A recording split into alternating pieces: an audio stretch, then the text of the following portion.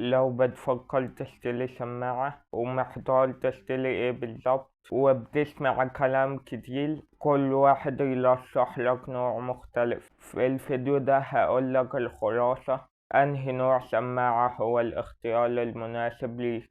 اولا، السلام عليكم ورحمة الله وبركاته، يا رب تكونوا بخير. السوق فيه 4 أنواع أساسية من السماعات، وكل نوع معمول لوظيفة واحتياج مختلف تماما. تعال نعرف احتياجك انت ايه. اولا، السماعة السلك العادية دي مناسبة جدا للألعاب عشان ما فيهاش تأخير صوت ولا بطارية، وكمان سعرها رخيص جدا. بس لو هتجيب السماعة دي خصوصا عشان ما تبوظ من ناحية السوكت بتاعها، جيبها تكون ماركة مش أي سماعة سلك وخلاص. وكمان نصيحتي ليك، لو هتجيب السماعة دي جيبها اللي بجلدة مش العظم، عشان اللي بجلدة بتعدلك عن اللي حواليك، وكمان البيز فيها بيبقى واضح جدا. هي العيب الوحيد اللي فيها بتأيدك عن الحلقة، يعني السلك بتاعها بيخليك كل ما تيجي تتحلق لازم تبقى شايل موبايلك معاك.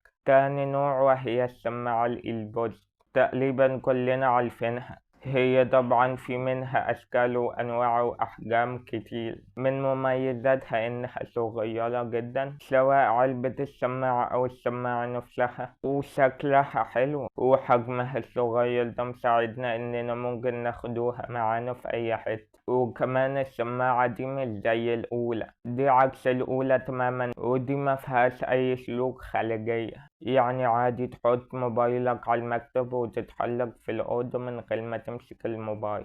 هي بس فيها عيبين تقريبا. العيب الأول إنها بتخلص شحن بسرعة، إلا لو طبعا كنت هتشتري واحدة غالية. وأنا عارف إن علبتها نفسها فيها بطارية بتشحن السماعة كذا مرة، بس في الفئة الاقتصادية ما تعتمدش على بطارية العلبة نفسها. والعيب التاني إن السماعات من النوع ده اللي تحت 400 جنيه بتلاقي سماعات تقليد كتير، وكلها ما بتكونش فيها بيز. وتالت نوع هي سماعات اللعبة. النوع ده تقريبا خالط ما بين السماعة السلك العادية والسماعة الإيربودز، عشان السماعة دي بتكون ثابتة جدا على رقبتك حتى لو انت عمال تتحرك كتير، والبطارية بتاعتها بتكمل معاك اليوم عادي استخدام متواصل. طبعا مش كل الأنواع بس معظمهم بيكملوا معاك اليوم. والنوع ده من السماعات بيبقى فيه بيز قوي جدا، شبه البيز الموجود في السماعات السلك تقريبا، وممكن أقوى منه كمان. عيبها الوحيد إنها بتبقى فيها سلك طالع ما بين السماعات والضوء نفسه، يعني ممكن تتقطع منك لو شدتها جامد.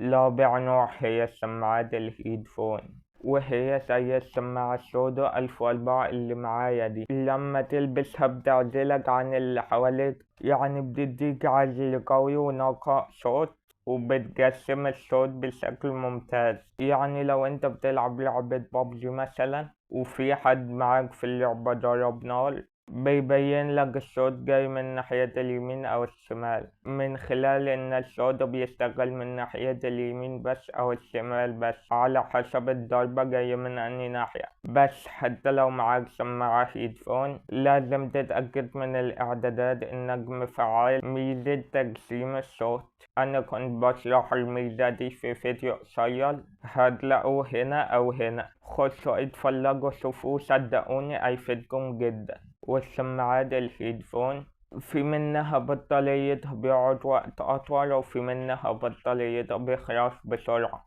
أنا اللي لابسها دي بطارية 400 ملي أمبير، وبتقعد من 4 ل5 ساعات متواصل. لو عليت مستوى الصوت بتاعها لحد 50%. أما العيب الوحيد فيها إنها حجمها كبير، يعني لازم تحطها في شنطة مخصوصة لو هتنزل بيها، أو لازم تفضل ماسكها كده في الشارع. وكنت عامل فيديو قصير برضو عن السماعة دي، أول ما جبتها هتلاقوا الفيديو ده تحت في صندوق الوصف. وبس كده يبقى خلصت الفيديو. لو عجبكم الفيديو ده يا ريت تشتركوا في القناة وتعملوا لايك وتعملوا شير عشان الكل يستفيد والقناة تكبر بيكم وبدعمكم. ولو عندكم أفكار عاوزين نعمل عنها فيديو طويل قولولي في التعليقات.